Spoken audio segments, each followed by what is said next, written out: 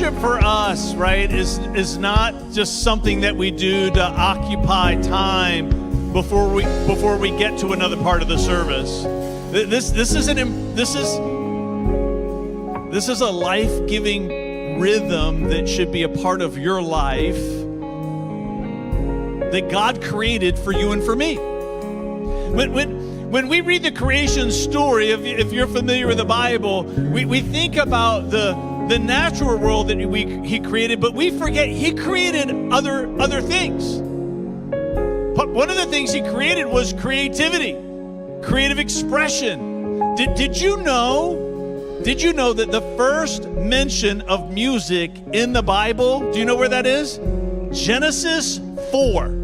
Right? It's right out of the gate. There was this guy named Jubal, Jubal. Anybody having a son? Might be on your list. It says he was the first person to play a harp and a flute. Would you know what that means? He made a harp and a flute. And at some point he realized, if I took this reed and put it in this stick and drilled these holes, right? If I took these strings of different lengths and different thicknesses with different tensions, they would create different noise, right? The very first person to begin to create music, God created that because He knew we were going to need it. Because acts of expression lead to feelings of intimacy. Did you know that acts of expression lead to feelings of intimacy? And music is this incredible gift to both stir up feeling inside of you for God, and then to enable you to take the feelings that are already there and to express those feelings to Him. And so these parts of our service, which we hope you do in your own life, in the own rhythm of your life, that there are times of worship that you find yourself in, and that through that worship that you begin to deepen your sense of intimacy with your Creator. He doesn't just want you to believe that He's real. He wants you to fall in love with Him as much as He's in love with you. And music is something that He created to make that possible.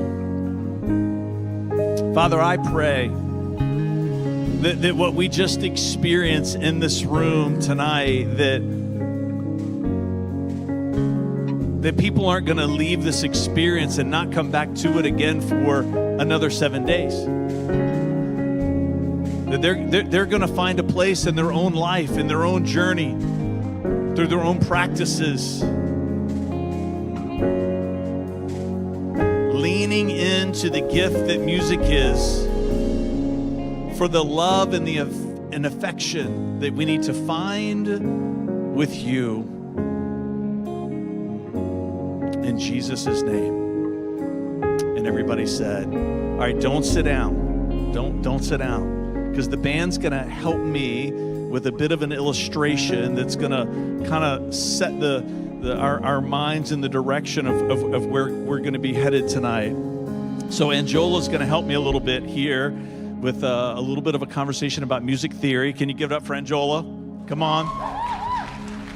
So in music, Angela, right, that there is a something called a bar, right, or a segment of music, and then in that is a certain number of beats. Is that right? And then in that segment of music, there tends to be how many beats in a bar typically?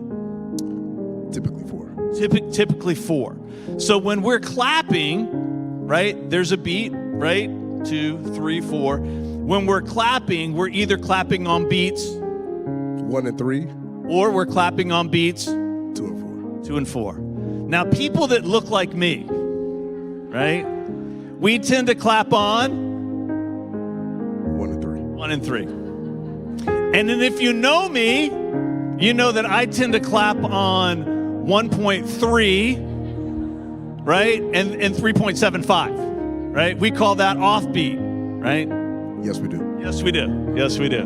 Which is why they make me sit over here far away from everybody else, right? Maybe he won't infect the rest of the congregation. Right? So we're going to, yeah, and Joel is like, whatever, do not, I don't want to lose mine. So the band is going to lead us in a chorus, is that right? And you're going to help us clap on which beats first? 1 and 3. 1 and 3. All right, it's all yours. All right, stay. You're gonna be a part of this illustration. Praise the Lord, oh my soul. Praise the Lord, oh my soul. Nice. Come on, give yourself a round of applause. That's good. For some of you, that's the longest you've clapped on beat your whole life. We're making history tonight here at City Life Church. All right, now we're going to clap on which beats? 2 and 4. All right, 2 and 4. Here we go. Praise the Lord, oh my soul. Okay. Praise the Lord, oh my soul. One more time.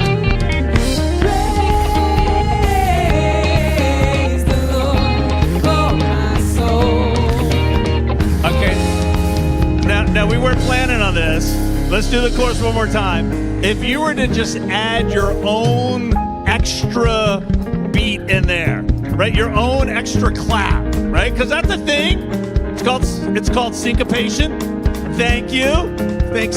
So if you were to just kind of add your own extra in there, as they do the chorus, you do it, and then we're going to try to follow you.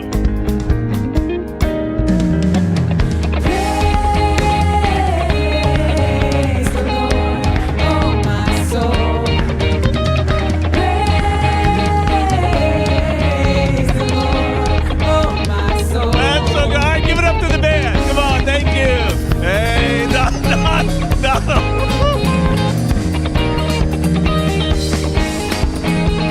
the best. Oh, it's so good. All right, you can be seated. They're going to bring the table up. So good. Oh, we need help. People are like, speak for yourself. Okay, I need help. I need help. I wanted to do that illustration because, as we've already alluded to it tonight, one through just the worship wrap up and talking about worship in and of itself as being a rhythm in our life, but then also just practically just clapping and the different beats and how we do it and how that speaks to rhythm. We're doing that because tonight is part of our sermon series, right? Enter In. We're picking a different theme each week to explore different places that Jesus invites us to enter into. Because he wants to use your life to spell Jesus to the world. He wants to use my life to spell Jesus to the world, right? Through our actions, through our attitudes, through the example that we give. And one of the ways that he does that is that he will at times come in and invite us to enter into new rhythms of life, right? He'll invite us to enter into new rhythms of life. There's all kinds of rhythms that are associated with life. And then for some of us, we're more comfortable with certain rhythms than others, right? It might be that for you, if you're not a music person like me and you're used to clapping one way, it's uncomfortable to clap another way. We were talking about this illustration during the week about how we were going to do it, how we were going to set it up, and how it was going to go, because we weren't sure. We've not done that before. And then we started talking about other things that might make you uncomfortable, like when you stand and clasp your hands. I'm a left index finger over the top. You might be a right index finger over the top. If I were to stand that way, right, it makes me feel uncomfortable, because that's not what I'm used to. It might be that how you cross your feet when you sit down, that there are certain practices that are comfortable for you, and then certain practices that are uncomfortable for you. One of the things that Jesus does when we make a vow of devotion to him is that he begins to change our rhythms. And what I want to talk tonight about is what some of those rhythms are, but I also want to affirm that it's okay for you to feel uncomfortable when the rhythm is changing. It's okay for it to feel new to you. It's okay for it to feel awkward to you. If you're not prepared for the feeling of awkwardness and discomfort, you might naturally associate those feelings with something that you should not do, when it's really just the sign of being something new that you've got to press through until it becomes familiar. Rhythms. Let's look at some verses together. Mark 1, 16 to 20. It's going to pop up on the screen. No, it's not going to be on the screen. I got it right here. Mark 1, 16 to 20. One day as Jesus was walking along the shore of the Sea of Galilee, he saw Simon and his brother Andrew throwing a net into the water. This is important, this clause, because they fish for a living. Their vocation was a rhythm. Right? There was a certain rhythm to their life, what they did for work, and then what they did for work dictated when they got up and their routine throughout their day. Vocation gives you a life rhythm. Jesus called out to them, "Come and follow me, and I will show you how to fish for people." And they left their nets at once to follow him. Now, that's either because they hated their work. They're like, finally, somebody's giving me something else to do. Or, which I don't think that's the case, or it's because they believed something about Jesus. They left their nets at once and followed him. A little further up the shore, Jesus saw Zebedee's sons, James and John, in a boat repairing their nets. He called to them at once. They also followed him, leaving their father Zebedee in the boat. Right? He's like, where are you guys going? We got work to do. Luke 5, 8 through 11 reads this way: When Simon Peter realized what had happened, he fell to his knees before Jesus and said, we've fast forwarded through time. "Oh Lord, please leave me. I'm such a sinful man." For he was awestruck by the number of fish they had caught, right? This is the story where Jesus says, put your net on the other side of the boat. And he says, well, we've been fishing all night. You're a carpenter. I'm a fisherman. Try not to tell me what to do. Jesus says, do it anyway. So he does. And they catch so many fish, the boat's about to sink. His partners, James and John, the sons of Zebedee, were also amazed. And Jesus replied to Simon, don't be afraid. From now on, you will be fishing for people. And as soon as they landed, they left everything and followed Jesus. Now, for my Bible nerds, I included this one because the Lucan narrative is not a repeat of what Mark gives. I believe, as a lot of people do, that this is something that happened actually later in time, which means that early on when they left their work to follow Jesus, it was kind of an intermittent gig. They would travel with Jesus some, then they would go back to the work. They would travel with Jesus some, then they would go back to the work. And then when you get to Luke chapter 5, what you find is there's this final moment where Jesus calls them, you've got to leave everything altogether. You can't go back to it. You've got to leave that rhythm completely. I've got a new rhythm of life for you following me. Then we get to Luke 5, 27 to 32. It says, later as Jesus left town, moving through time, he saw a tax collector named Levi sitting at his tax collector's booth. Follow me and be my disciple, Jesus said to him. So Levi got up, left everything, and followed him. I'm going to stop there. Left everything and followed him.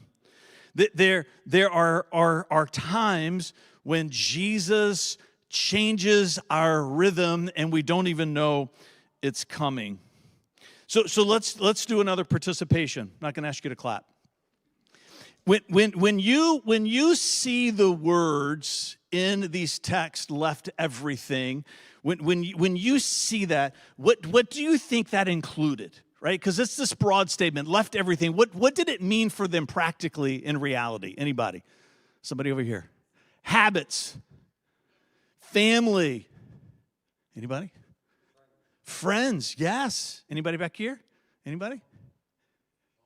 Home, yes, home. Anybody in the middle? Anybody? Possessions, yeah, things that they couldn't take everything they had with them, right? They left everything. Anybody here? Crystal. Say that again. Oh, old mindsets, yes. Right, because they saw themselves, right, as fishermen, right? Their identity, their self-perception. So good. Let's working up the side. Anybody? Anybody? Marla? What do they have to leave? Left everything. Yeah, they wanted to be followers of God. So it was a new way of believing, a new way of living. That's good, Chuck. Normalcy, yeah, everything that was familiar. So when it says they left everything, it literally means that they left everything behind in order to take up this call that Jesus had given to them.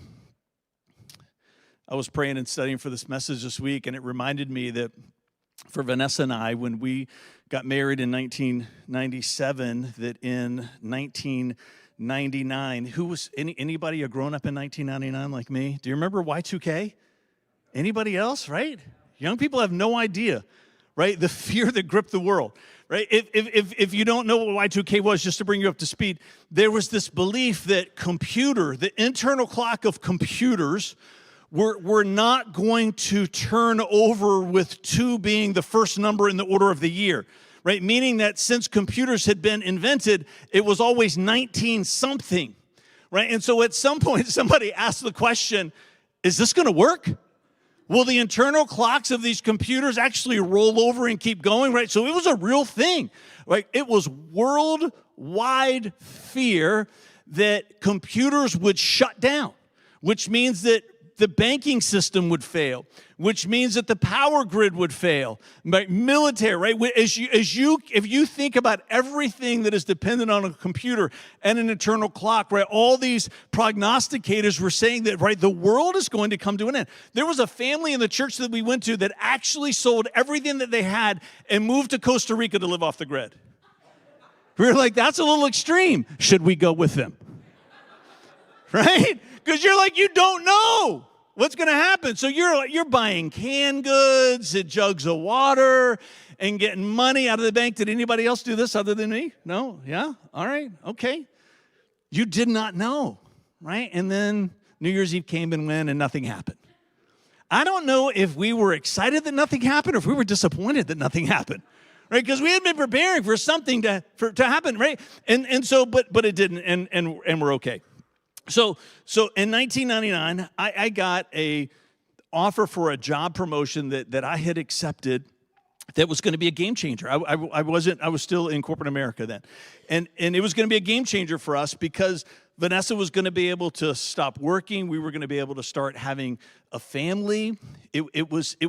We had a dream and a vision of what our future was going to look like. Now, was ministry still part of our present? It was. We operated a private foundation that did the Sunday morning hot breakfast and public church service for the homeless in Richmond. So every Sunday morning, we had a team of people. It was multiple churches that worked together and operated out of the kitchen of the church that we went to. But lots of churches participated, and we would show up. And in the wintertime, we would feed over 200 people this huge hot breakfast. And then we would do a church service right there in Monroe Park, right in the heart of VCU, and preach and minister to the homeless. And we had been doing that for years. So ministry was still part of our life, but our vocation, right, they were 2 separate things. And we lived in the inner city right next to a housing project. And so we were invested in families there and kids. And so when this job opportunity came, it was a big deal for us because it was going to enable Vanessa to stay home. And then we were going to be able to invest even more in this ministry that we were part of and the church that we were attending. And then in that same year, we were in a church service at Mechanicsville Christian Center where we went, and they announced from the pulpit that they were going to hire a pastor of business administration. And I looked at Vanessa and said, I think I'm supposed to do that. I think I'm supposed to do that job, which would mean reneging on the promotion that I had accepted, which meant that she was not going to be able to stop work, which meant that maybe we were going to have to postpone starting a family, which meant that instead of having more money, we were going to have less money. Are you following what I'm saying? Sometimes the things that Jesus calls us into interrupts the rhythm that we're used to, and sometimes asks us to lay down the vision and the dream that we might have for our future in exchange for the vision and the dream that He has for our future. And in those moments, we have to decide which one we're going to chase. In those moments, we're going to have to decide which one we're going to reach for. And who you believe Jesus to be at the end of the day will dictate your decision. What you believe about Jesus, who you believe He is to you, will determine your decision in that moment. These are some rhythms that all of us have in life. We have our vocation. Marriage is a rhythm for us. Who we marry represents a rhythm for us in this life. Family size and source, how many children you're going to have. Are you going, when I mean source, are your children all going to be birthed, or will you adopt, or will you do foster care? How are you going to grow your family represents a rhythm in your life. Geography represents a rhythm for you. Where you live. Think about all the places in the world that you can live, and then you choose one, or maybe for the military, one is chosen for you, but that geographic identity, that location represents a certain rhythm for each of us. Your standard of living represents a rhythm. Your relationships, your hobbies. I think so often we think of our relationship with Jesus having to do with him being our spiritual advisor and helping us to focus in on bad things we need to stop doing and maybe good things we should start doing. And I would agree that's an aspect of our relationship with Jesus. I would argue it's an important aspect of our relationship with Jesus. But have you ever thought of Jesus being the band leader of your life? Have you thought about Jesus being the one who wants to set the rhythms that you choose? Have you ever stopped to think about how Jesus wants to be the one who gives you some direction about these decisions and about these choices? I love that song that we sing, that song we sang tonight, You Are. I loved all the things that we sang in that song, You Are, because I believe that Jesus is all of those things for us. He's our protector and he's our provider. But will you add to that list tonight that he is your king? Will you add to that list tonight that he is the ultimate authority in your life? Meaning that he has something to say about the rhythms that you set and the rhythms that you establish and the rhythms that you choose. Somebody say Matthew and Revelation. See, because we are given a few different pictures of who Jesus is. When we read in the gospel, when we read in Matthew, and then also when we read in the gospel of Luke, we're given this beautiful picture of baby Jesus.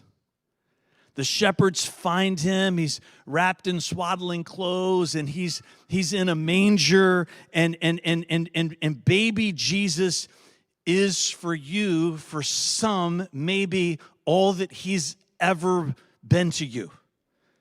He's so cute. I hold him. He makes me feel good about myself. He looks at me with just unconditional love and acceptance. And then sometimes I put him down when I go do what I want to do.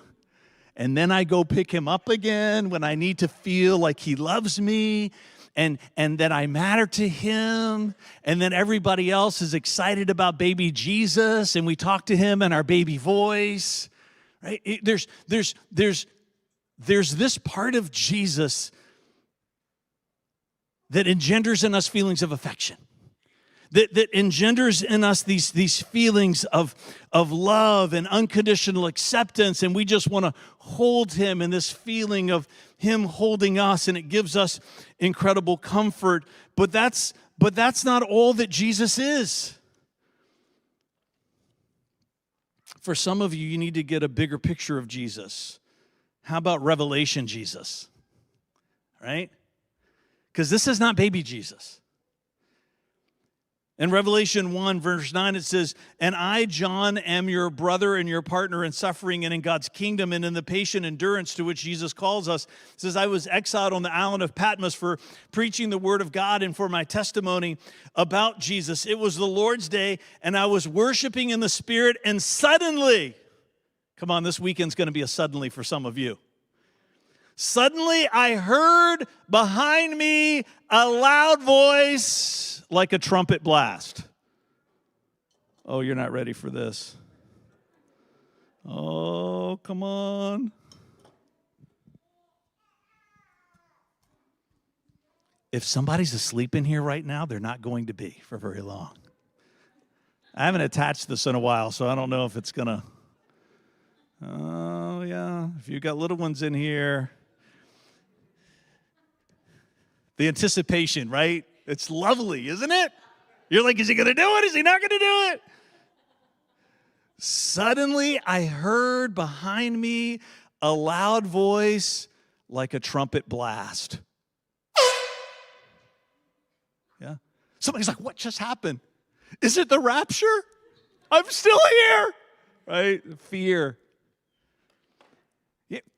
Sometimes baby Jesus is important, but baby Jesus is not Jesus in our lives very often. The Jesus that's here is the Jesus that most of us need on most days. We need suddenly Jesus. We need Jesus with a voice that sounds like a trumpet blast. We need Jesus that gets our attention. We need Jesus that makes us tremble a little bit. We need Jesus to be this presence in our lives that causes us to say yes to whatever he asks of us. Listen to what John says. It says, suddenly I heard behind me a loud voice like a trumpet blast. And it said, write in a book everything you see and send it to the 7 churches in the cities of Ephesus, Smyrna, Pergamum, Thyatira, Sardis, Philadelphia, and Laodicea. And when I turned to see who was speaking, I saw 7 gold lampstands. And standing in the middle of the lampstands was someone like the Son of Man, Jesus. He was wearing a long robe with a gold sash across his chest. His head and his hair were white like wool and as white as snow, and his eyes were like flames of fire. This is not baby Jesus. His feet were like polished bronze refined in a furnace, and his voice thundered like mighty oceans. We know what that sounds like because we live close to the ocean.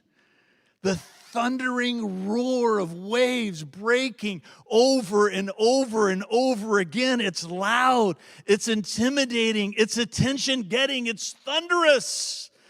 It's awe-inspiring. This is not baby Jesus. He held 7 stars in his right hand, and a sharp 2-edged sword came out of his mouth. This is not baby Jesus.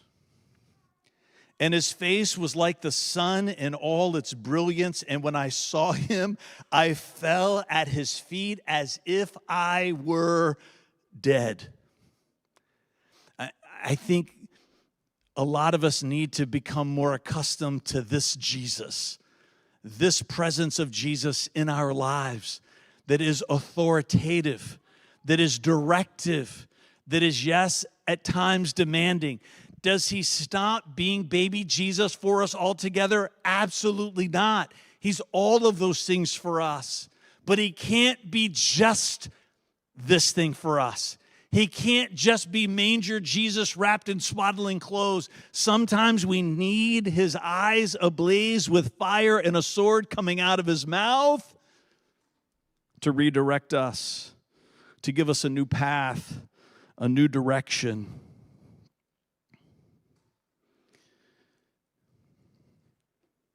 What you ultimately believe about Jesus determines how far you will follow him and how much deference you will give to him.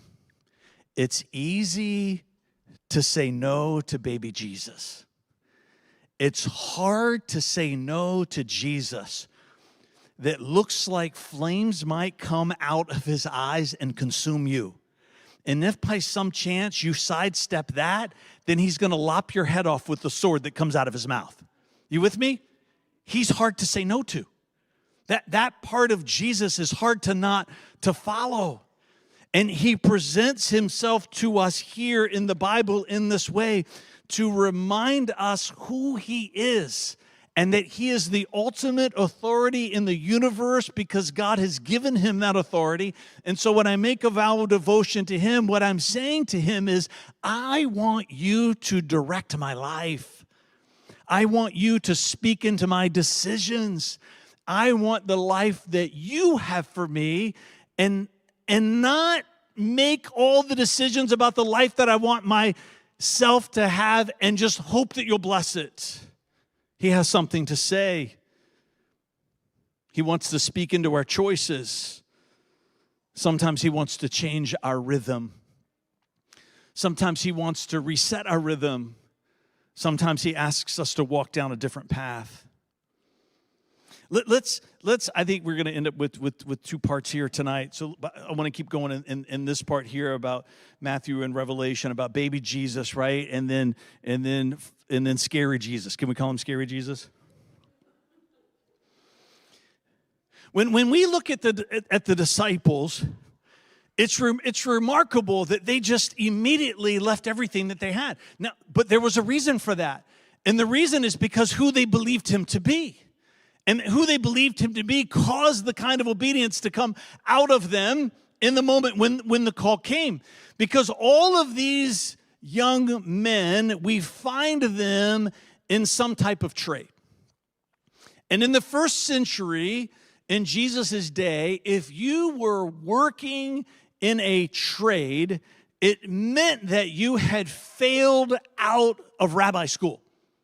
Every little boy, initially, we try to talk about this every couple of years, right, at church because of how striking it is that every little boy at some point goes to a rabbinical school of training. They're not given a choice. It's not an option. All of them go, every single one of them. And the hope is that as a parent is that your child is going to excel. And if they don't excel, then they leave and they go back and learn the trade of their father. So the fact that Peter and Andrew were fishing, the fact that James and John were fishing is an indication that at some point a rabbi had said to them, you don't have what it takes. You've got to go learn your father's trade. At the age of six, they would enter into what's called Beit Sefer, which is the first phase of rabbinical training.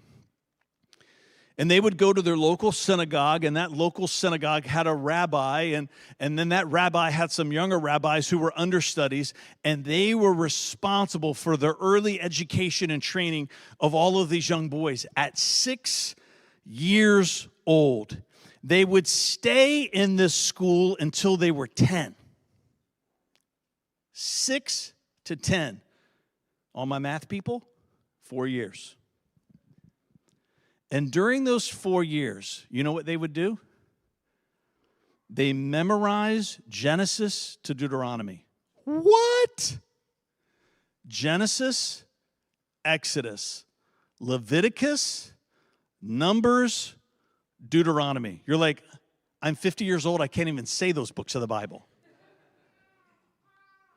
From 6 to 10, in 4 years, they were tasked with memorizing all of those books. If they couldn't do it, guess where they ended up? Back at home with dad, learning a trade until the age of 10. If they made it, if they could memorize Genesis to Deuteronomy, then they would go on to the next level of training, which was Beit Talmud. And at the age of 10, only those with promise were allowed to move forward to the next level. Only those, which means that now they're getting into the interpretation of the Mosaic Law, the application of the Mosaic Law, that they were having to make decisions and judgments about theological questions at 10 years old. Come on. There were no Veggie Tales. There were no flannel stories. There were not books with colored pictures and pop-ups.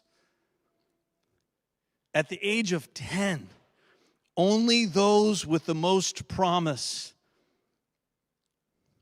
And they would memorize all of the rest of the Old Testament. Shut up. No, it's true. 39 books of the Old Testament.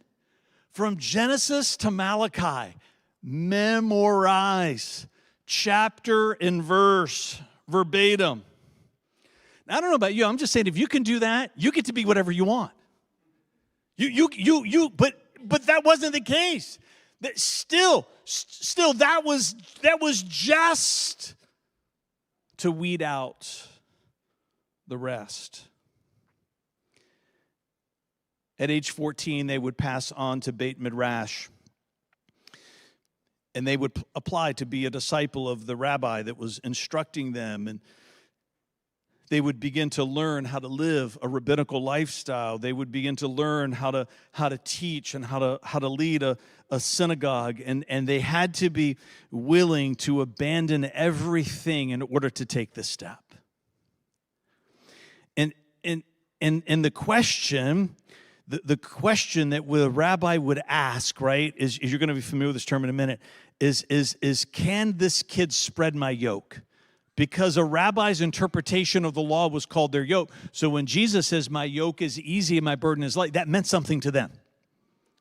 Right? It meant that I'm going to help you understand the truth of God's word in ways that no one ever has before. And then if, by some chance, these kids, they had what it would take, even some of these kids, even at this point, would not make it all the way. You with me? They had not crossed the finish line yet. Even still, there was a final selection process. And if the rabbi was going to take them under his wing, and he was going to become a part of his cohort, you know the phrase that he would use? He would say, come and follow me. That was the phrase. If you are a Jewish young man and you're in a fishing boat, you heard someone say to you, you don't have what it takes. Go learn your father's trade. And then a rabbi comes to you and says those words, come and follow me, you better believe they left everything behind. Because in their culture and in their time, that meant a spiritual leader saw something in them that made them special, saw something in them that God had set them apart, chosen them. No one ever got a second chance, but these did. So when we see them lay it all down, now we understand for them what it meant, what it could be. Of course they left everything behind. Why? Because of who they believed Jesus to be. That he was a rabbi who was now inviting them in to become something unique and someone special. What you believe about Jesus determines how quickly your heart is going to be willing to be obedient to him. Can I just say to you that you have some belief that you carry right now about who Jesus is? You do. You have some measure of belief, some measure of acceptance about who you understand Jesus to be. And just like they had cultural norms that motivated them to say yes to Jesus, what I would argue is that our cultural norms are actually moving in the opposite direction. Our cultural norms, that for them it was, of course, I'm going to submit myself to this person. I think for you and I, that we've been immersed in cultural norms that say just the opposite. I think this idea of fully submitting ourselves to Christ in every way, in every sense, is actually moving against the grain of societal norms. And I would argue, at times, it's actually swimming upstream within the culture of some churches. But you know what Jesus is still in the business of doing? Of showing up in people's lives, like he has showed up in mine, and like he shows up in yours. And he's still in the business of saying to people, will you come and follow me? He's still in the business of saying to you, to me, because you're chosen, because you're special, because God has a plan for your life, because you're not here by accident, because God has plans and purposes that he wants to unleash and release you into. And part of that is going to be you being willing to maybe change some of the rhythms of your life that Jesus wants to change and alter so that he can set you onto the path and the destiny that he's called you to. I'm going to invite the worship team to come back up.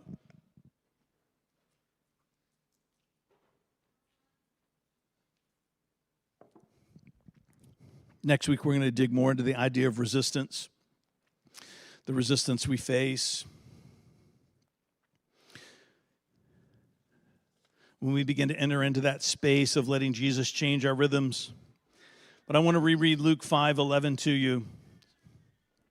Luke 5:11, is that on the, do I have that verse up there? Yep. And as soon as they landed, they left everything and followed Jesus. Everything. They were willing to leave it all. I think it's a rarity that Jesus asks us to leave everything behind. I do. Does he ask some people? I think he does. I think there are people that are on the mission field. I think there may be people that are immersed in certain paths and certain ways of life that need to be completely upended. So I think for most people, the all and everything is the exception. But can I just say to you that carrying in your heart a willingness to hold it all in front of him still matters. It still matters. It means that there's something inside of me that says, Jesus, I want you to be involved in my choices. I want you to be, if I'm going to give myself to certain rhythms in life, right, then I want you to be a part of it. And can I just tell you that even when you do that, sometimes he comes and changes it. Because when Vanessa and I, right back there in 1999, can I just tell you, we had been praying about where we were going to live once we got married. We had been praying about where we were going to work. I already was, my job was established, but am I supposed to stay in this, right? There was this private foundation, this nonprofit that we were operating in. And so this idea of staying in corporate America, that was a prayerful decision. And we had this sense of permission from God.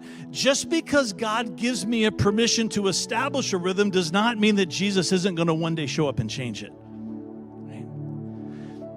I think sometimes he starts us in one rhythm here to move us into that rhythm there. Sometimes this one serves that one, but sometimes it's just to get us used to us saying yes to him.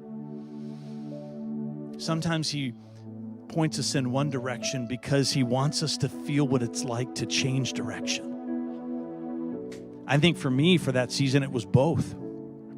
I think Jesus gave me a 10 years of corporate America to learn the inner workings of organizational development. And then that was the gift that I was supposed to bring to vocational ministry for me when I crossed over.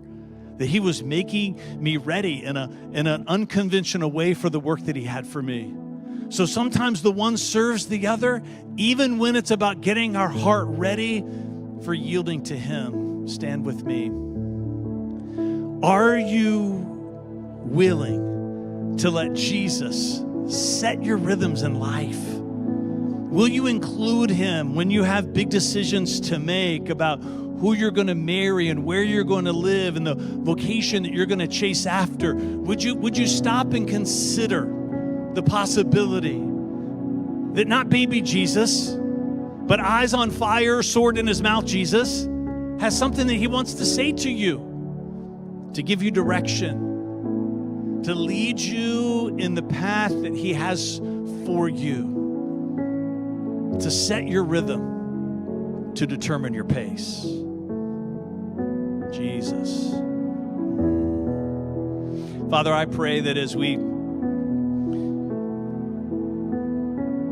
step into this moment of worship that we're going to share together, not only as we've already talked about, is it going to be this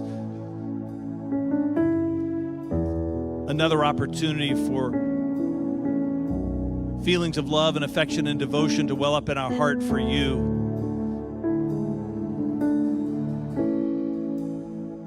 But for some of us in this moment, that our vision of Jesus is going to grow up a little bit. It's going to mature.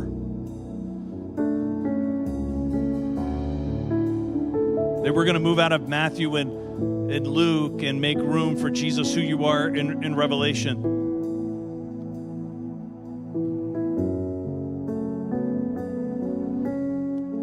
For you to be our King, not just our Savior, not just our shepherd, not just our provider and our protector and our comforter, but for you to be our King. for your authority to be the final authority in our lives. For us to live our lives in such a way that we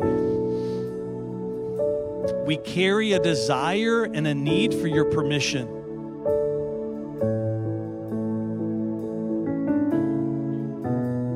That in the decisions that we make, especially the big ones, especially the ones that set our rhythms in life, that we would want to hear what you have to say to us. In Jesus' name, let's worship together. There's going to be some people down here at the front to pray with you if you want prayer.